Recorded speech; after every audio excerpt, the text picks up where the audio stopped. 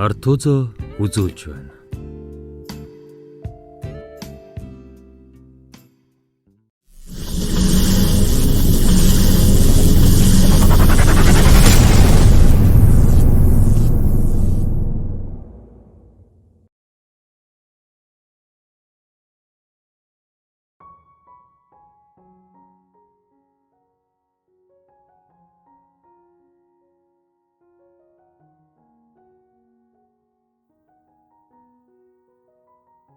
Зохиолч Цэндийн байгалмаа.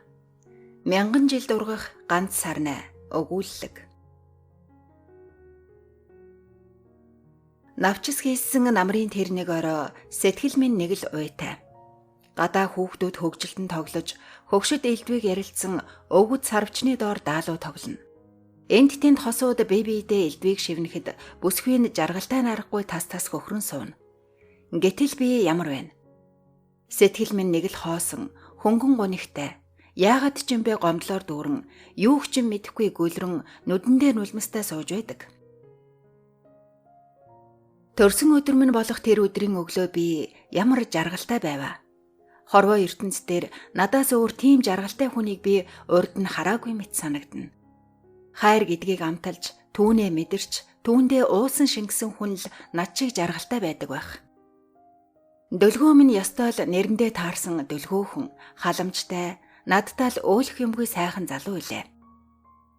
Өдөр нь би дэлгүүр явж, түүндээ сайхан харагдах гэж үн хайрлалгүй өөртөө зогсон нэг даашинз худалдан авсансан.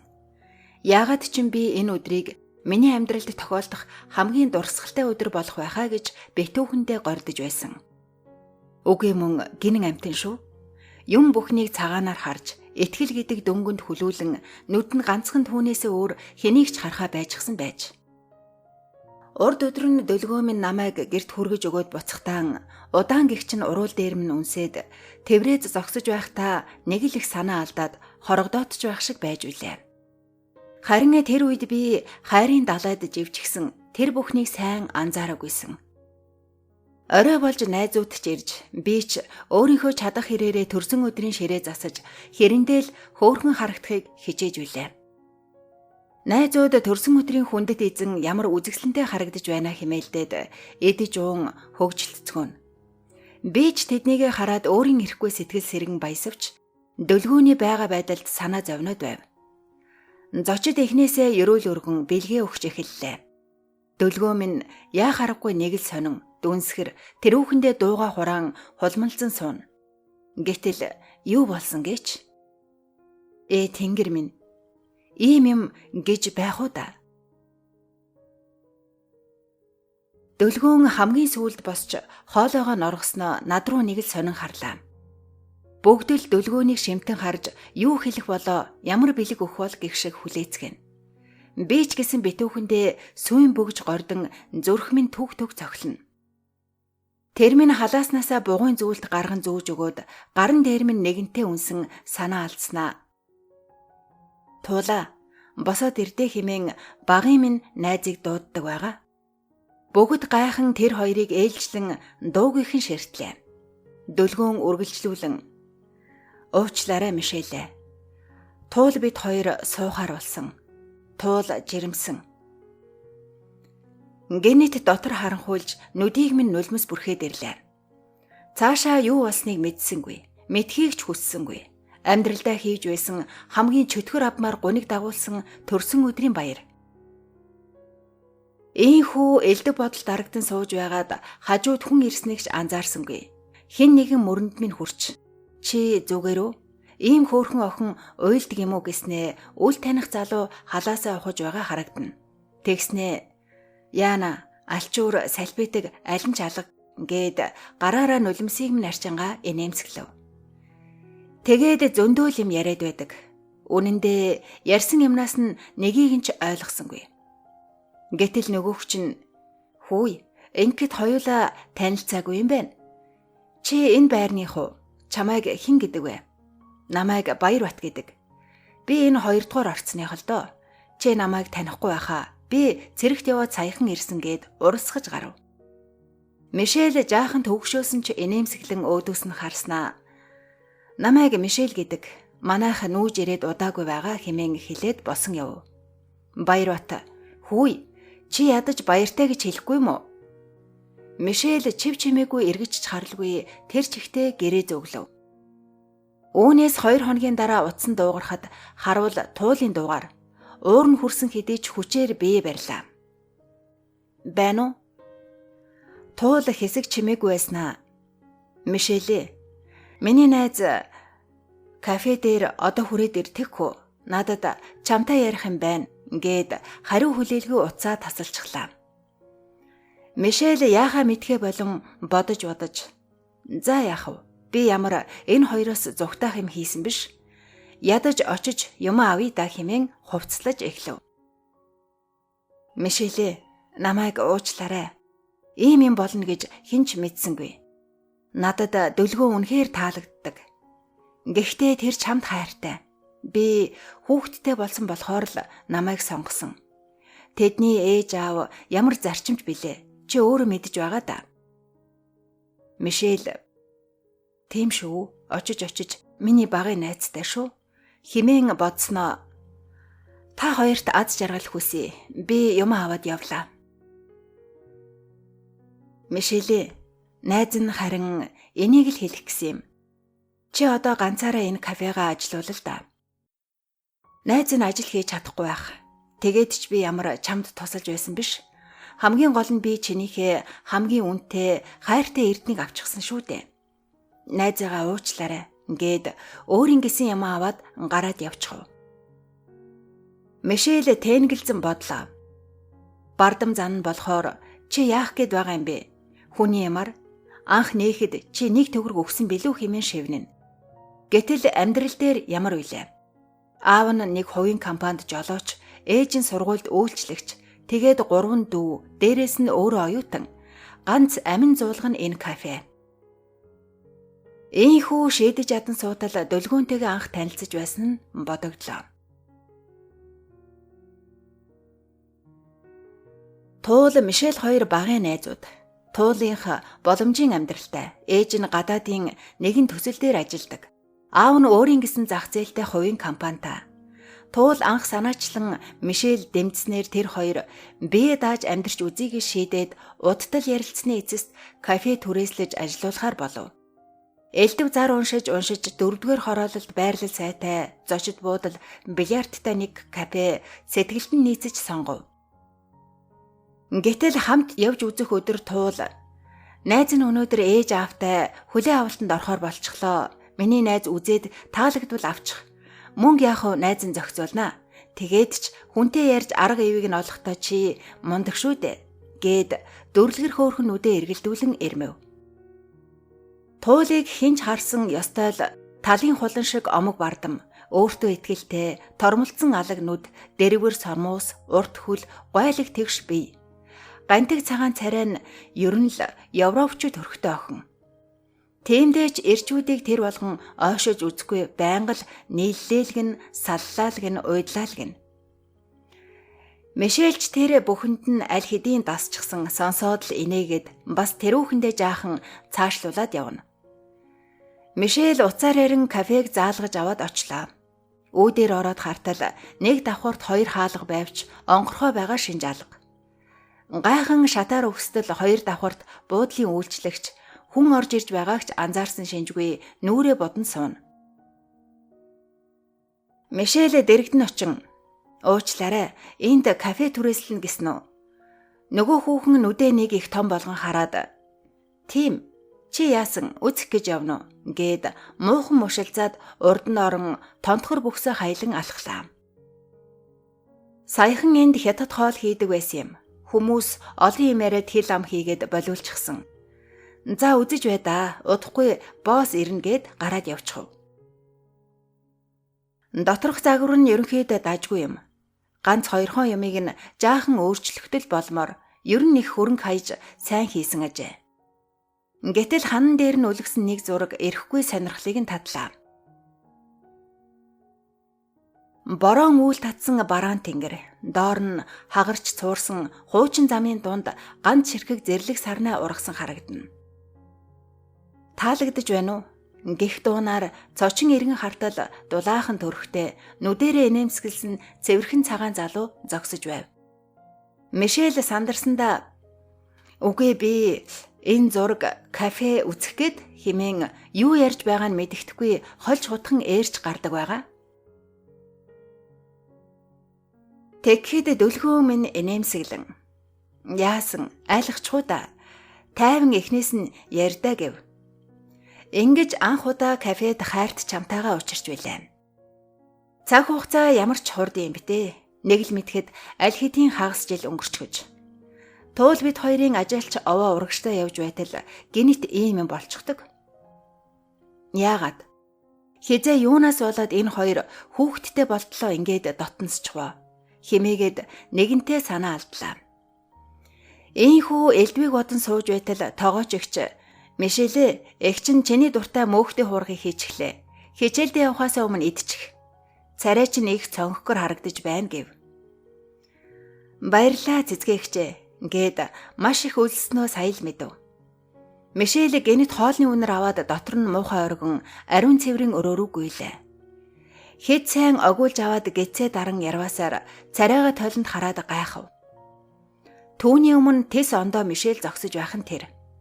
Нөгөө байнга очтож байдаг нүд нь гуниг хурж, инээмсэглэж байдаг уруул дээр нь хөнгөн гуниг төрж, гэрэлтэж байдаг царай нь тийм гэхин аргагүй ядарсан цонхгор харагдана. Яагаад ингэв? Нээрээ өчигдөр өдрөөс хойш юм идээгүй юм байна штэ. Тэгээд ингэж байгаа юм болов? Мишель ийхүү бодоод амаа зайлан нүрээ угаачгаад нэг л сулбгар хүн гарч очив. Цэцгээ гайхан "Охин минь зүгээр үү? Янз бүрийн юм идэж ууж хордлого авсан юм биш байгаа да. Алив их чинь хорсоол буцалгаад өгөхгүй." "Уучлаарай цэцгээгчээ. Би идэж чадахгүй. Та харин надад хөргөчнөөс нэг хүйтэн ус аваад өгөөч. Би хичээлдээ явахгүй бол хоцорхно." Үүнээс хэд хоногийн дараа Мишель биеийн нэг л сонин хоолны үнэр авах тоолонд л дотор нь муухай оргиод нойр ихтэй болж амархан ядарч нозоороотч байх шиг нэг л бишээ. Гинэт арай гэж бодхоос ч аймаар бодол толгойд нь харван орж ирв. Ер нь нэг тест аваад үзье. Нээрээ сүүлийн биений юм хизээ ирлээ. 7 дугаар сарын 10-нд ирсэн. Сар гарan ирээгүй юм байна штэ. Ийм бодтол хорвоо тэр чигээрээ хөмөрчих шиг болов. Тэрээр гэртээ орохдоо эмийн сан орж хулган байж 2 тест авав. Мишель бол хинж харсан нүдэн дулаахан хөөхөн охин. Дуграг хар нүд, жаахан өтгөнч гисэн хэлбэр сайтай хөмсөг, тас хар урт ус, шарвтар тунгалах царай, үл ялэг жижиг боловч хэлбэр сайтай хөөхөн хамар, улаан сарнаан дэлбээ мэт уруул. Ер нь бүхэл юм зөвхөн Мишельд л тохирсон мэт. Орой гэрийнхнийхээ унтсан хойно ариун цэврийн өрөө орон тестээ дүрж үзчихээд нүдэндээ ч итгэсэнгүй. Би зүүдэлж байгаа үсттэй. Тийм бицтэй. Энэ зүгээр л бодол дагаж зүүдлэгдсэн хар дарсан зүүд. Ээж минь одоо намайг дуудаад сэрээгээсээ хэмээн бодсоор Мишель дахин нөгөө тестээ сайтар харж байгаад зааврын дагуу шалгаж үзлээ. Яалтчгүй хоёулаа 2 зураас. Хөөхөн бомбгаар хацрыг нь яах хийхин зургүй нулимс даган бөмбөрлөө. Одоо би яана? Ямар тэнэг юм бэ? Хэрвээ эртхэн мэдсэн бол дөлгөөндөө туулаас төрүүлж дуулахгүй юу? Үгүй дээ. Мишель минь чи тэртээ тэргүй хоцорсон. Тэгээд ч дөлгөөн баярлаж энэ бүхний хүлээн зөвшөөрлөө гэхэд гэрийнхэн чамайг хүлээж авна гэж үү? Одоо нэгэнт бүх юм дууссан. Чи ийм л заяатай байсан юм байна. Анхнаасаа мэдгэл ёстой байсан. Хайр дурлалд нүд чинь сохорчхоод чи хитрхи харлахын явсны чинь гор. Хэмээн хин нэгэн түүнийг тавлан чихэнд нь шивнэх шиг. Тэгвэл одоо би яах вэ? Эцэггүй хүүхэд гаргахгүй. Гаргалаа гэхэд дөлгөөнд хүүгээ аав гэж өгч чадна гэж үү? Би л лав яасан ч хүүхдээ өгч чадахгүй. Өөрөө өсгөн гэхээр одоо амьдрал дээр ямар байдалтай байгаа билээ? Ээж аавд юу гэж хэлэх вэ? Ах дүү таньдаг хүмүүсийн нүрийг яаж харна? Нөгөө хүмүүжилтээ томоотой сайн охин чинь эцэггүй хүүхэд гаргаж гинэ гэд хавийн хүмүүс яриад унахаар муу аав ээж хоёрт минь сайхан сонсогдно гэж үү? Тэгээд яах ёстой болж байна? Мэдхгүй юм да. Яавал дээрвэ? Өөр арга байхгүй юм гэж үү? За, маргааш эмнэлэг явхаас та хэмээн элдвийг бодон хөвцсээр унтчихсан байв. Өглөө эртлэн босоод өөртөө хэрэг болох ойр зургийн юмаа бэлдэв. Ээж нь нэг удаа үр хүндүүлэхэд Мишель юмыг нь бэлдэлцэн хамт явж байсан болохоор ерөнхийдөө юу хэрэгтэйг гадарлаж байлаа. Мишель наана юмаа хийж байгаа ч дотроо түмэн бодолд ороогдно. За тэгээд хаана очих уу, хинтээ явах уу? Үнэндээ багын найз гэж хамгал нандин бүхнээ хуваалцаж байсан найз минь. Хайртай хэмээн итгэл сэтгэлээ өгч байсан хамгийн дотны гих хоёр нь ийм явдал гаргаж байгаа юм чинь хэндээ итгэх вүлээ дээ. Улсын эмнэлэг найдвартаач гэсэн хүн ихтэй. За байз. Хувийн гайгүй хэрнээ боломжийн үнэтэй эмнэлэг юу илээ? За, ямар ч байсан гарыг. Гараад хаашаа явахаа мэдэхгүй хээд имий зогсож байтал өмнө нь бор шаргал өнгийн Toyota Camry маркийн машин ирж зогсоод "Сайн уу Мишель? Чи хайчхан вэ? Би хүргээд өгье" хэмээн машиныхаа цонхоороо мэдлэх нүдний хар шилтэй залууг гайхан харвал "Чи чинь арай танихгүй байгаа юм биш үсттэй? Баяр батал байна штэ. Дээр хоёулаа тоглоомын талбай дээр танилцаагүй юу? Яагаав нөгөө чи" гэд инээмсэглэснэ. "За суучих, найз нь хүргээд өгье. Хааждгийн бэлээ" гэж байсан юм аашгүй. Мишель хэсэг тэнэгэлзэж байснаа машинд суулаа. Гэтэл Баярбат "За хадагтай хаа хүрэх вэ? Би бэлэн" гэв. Мишель юу гэхээ мэдсэнгүй. Ямар хэнийг ч мэдгүй хүнд би эмнэлэг явж үрээ хүндүүлэх гэсэн юм а гэлтээн биш. Яахаа шийдэж чадан чимээгүй суусаар л. Баярбат хэсэг харж байснаа "Чи завтай байна уу" хэмэв. Мишель дуугийнхан хар аяндаа толгойд өгчхөв. "За тэгвэл би мэдээд өөрийнхөө очих дуртай газар руу чамааг аваад нислээ" хэмээн инээмсэглэв.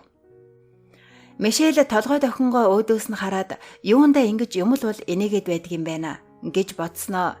Энэ удаа Баярбатыг сайтар ажиллаа.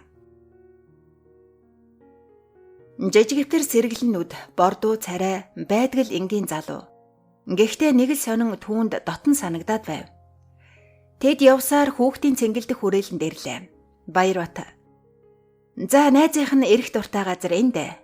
Энд хүүхэд бүр жаргалтай, хөөрсөн, баярлсан, инээд цалгиж байдаг болохоор би эрэх дуртай байдаг юм. Ганцаараа өссөн болоод ч тэрүү найз нь мууга мэдгүй бас хүүхдэд их хайртай" гэд дахиад л инээмсэглэв. Тэр хоёр явсаар алсыг харагч дээр ирлээ.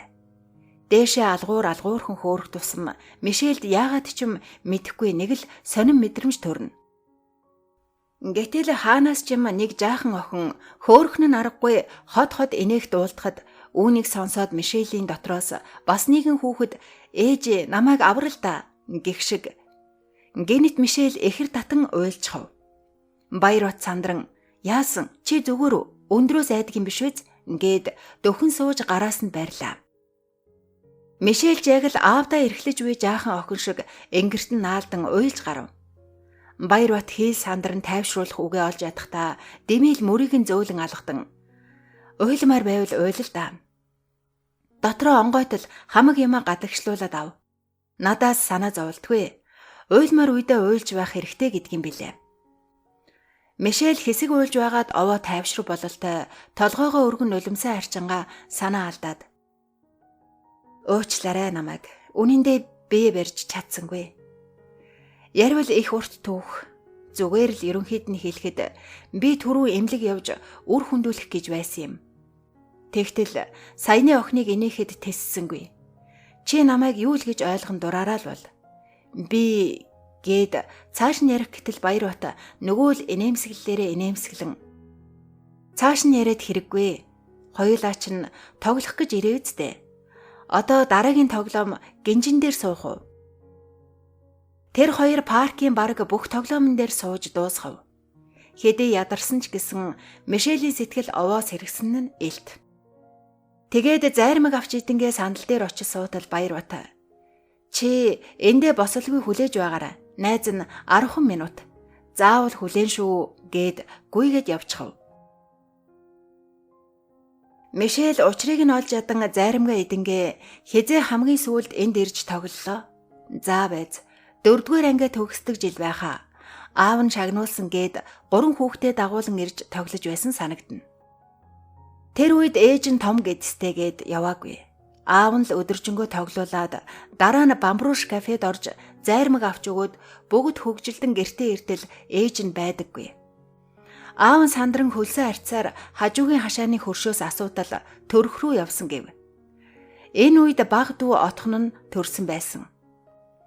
Ийхүү өнгөрснөө цухас удан инээмсэглэн сууж байтал гинэт ард нь гитарын дуу ихшиглэв. Гайхан эргэн хартал Баярбат. Бороонд норсон цэцэг минь, бодолд дарагдсан сэтгэл минь. Болоогүй хайрын дуу минь, болзоогүй хөвгүүнийг хүлээсээр сэтгэл минь буруугүй хэмээн дуусаар өөдөөс нь инээмсэглэн ирж яв. Яг л энэ мөчөд Мишель нэгэн гайхамшигт ертөнцид очсон мэт боллоо. Маргааш нь эмнэлэг явахаар тохироод Баярбат Мишель хоёр салав. Мишель өглөө босон усан доронгоо гидсээ аажуухан илж. Миний хүү ээжигээ уучлаарай. Ээжд нь даанч өөр арга алга. Аав нь өөр ээжээс маамаатай болж байгаа. Хорвоод мэдлэх хувьгүй хонгор үрмэн хагцээ да. Ээж нь зүтгээд чамаагаа гаргалаа гэхэд. За, ер нь мэдэхгүй хэмээн мэлмэрэн байж билээ. Хувцас өмсөн ойр зүрийн бэлдсэн юм аваад гартал Баярбат аль хэдийн ирчихсэн орцных нь үүдэнд хүлээж байв. Тэндээс хөдлөөд Баярбат зүгээр өхөө эхлээд жаахан юм эдсэн дээр баха. Гээд юу ч болоогүй мэт хөгжин амандаа дуу аялан явна. Мишель түүн рүү харснаа. Үгүй, энэ хүний ярьж байгааг миний байж байгаа таарчтэй. Намайг ямар хэцүү байгааг мэддэгч болоосоо химээснэ. Нэрээ энд Баярбат ямар буруутай вүлээ? Харин ч намайг гээд ажиллаа хаян байж тусалж байгаа нь их юм. Нэрээ энэ нөхөр юу хийдэг юм болоо? Бас яагаад заавал надад тослох гээд гүйгээд байдаг юм бол? Хэмээн элдвийг удан халуунд нозоорон зөөрмөглөн явна. Мишель, чи шүн унтаагүй юм уу? Бид нар ирчихлээ гэхэд гинэт яана гэсэн бодол толгойд нь харан орж ирэхэд хаашаач хамаагүй хинч мэдхгүй газар руу гүйчихмээр санагдав. Тэрээр нүдээ нухалсаар үгүй ямар халуун байна хэмээн үгэлсээр буугаад хартал ашгүй эмнэлэг биш нэгэн кафений үүдэнд зогсож байв. Чамд сайхан хар шүл захиалчихлаа. Би харин юу иддгийм бэлээ? За, мах ихтэйгэр нь гуляа шиднэ. Хэмээн Баярбат өөртөөгөө ярин өөдөөс нь хараад инээмсэглэв. Хоол ирэх хооронд хоёул дуугүй сууж байснаа Баярбат. Мишель, надад чамтай ярих юм байна. Чи харин уурлалгүй сайн бодоорой за. Үгүй уурлсан ч яах вэ? Гэхдээ л сайн бодоорой. Хэмээн өөдөөс нь тийм гэхин аргагүй сэргэлнүүдээр цоригтой ширтээд. Чи хүүхдээ битгий авахуулаач тэгхүү. Ер нь хоёулаа гэрэлчгий л дээ. Би гээд цаашаа ярих гэтэл Мишель. Юу? Чи ч мангар юм уу? Би тийм тоглоом хийчихмэр хүн шиг харагдаж байна уу? Энэ хүүхнийг ийм байдалд байгаа дээр нь жаахан тусалж байгаад өөрийн болгоод авчихъя. Ер нь яасан ч яадаг юм. Өмөөрч хамгаалах, тусалд дэмжих хүнгийн өрөвдөлтөө нэгэн байна гэж бодоо юу чи? Химэн нэг амьсгаагаар дуржигнуулж аваад хаалга савн түүнийг орхин тэр чихтэй гарав. Мишель тэндээс гараад кафе руугаа явах замдаа юунд ч юм уурн хүрэн гомдно. Гэтэл мөнгөө төлөөд орохдоо үүдэнд дөлгөөнтэй халз таарлцчихв. Хин чимээгүй байснаа дөлгөөн төрүүлэн ам нээж. Сайн уу? Чи зүгээр үү? Царай чин гэтэл Мишель хэгжүүрхэн. Би зүгээр гайхалтай сайн байгаа. Чи тэр санаа тавьдаг хүнээ л очиж анхаар гээд явчихв. Дөлгөөн хойноос нь гайхан харж байснаа. Энэ минь яасан ууртай болчихоо вэ? Урд нь ингэж уурлаж байхыг нь ёор хараагүй юм байх чинь. Аргачлгүй дээ. Надтай энээс өөрөөр яаж ч харьцах вүлээ дээ. Би ер нь юу хийчих вэ? Эргээд толгоогоо шаах юм биш байгаа да. Чи минь уг нь ховор сайн эмэгтэй юм шүү дээ. Тэглээгээд би хүүхдээ яах вүлээ дээ. Нэг л мэтгэд бүх зүйл хоромхон зуур болоод өнгөрчихлөө. Тэгж байгаад өөрт нь сайн хүнтэй уулзрахаараа намайг мартна үсттэй хэмээн өөрийгөө зөвтгөн бодоод машин руугаа явлаа. Мишель харин энхэн мөчөд зүрх нь зогсчих шиг болов. Хүүхэд нь гидсэн дотроос "Аава, миний аава, таны цусны нэгэн хэсэг би энд эрүүл саруул боожж байна шүү" гэх шиг. Мишель байдгаараа догдлон түг хэмээн хүчтэй зохилох зүрхээ алгаараа даран "Би яагаад жирэмсэн гэдгээ сая түүнд хэлсэнгүй вэ? Хамаг юм баяр утаас л боллоо. Би ямар харагдсан бол? Миний гэдэс мэдэгдсэн болов?" Харин энхэн мөчөд дотор хүн нь "За болдоо Мишель минь, юун ихэн боддгийм? Тэрдээ тэргүй урдийн дүлгөөн одоо байхгүй" хэмээн шивнэлээ.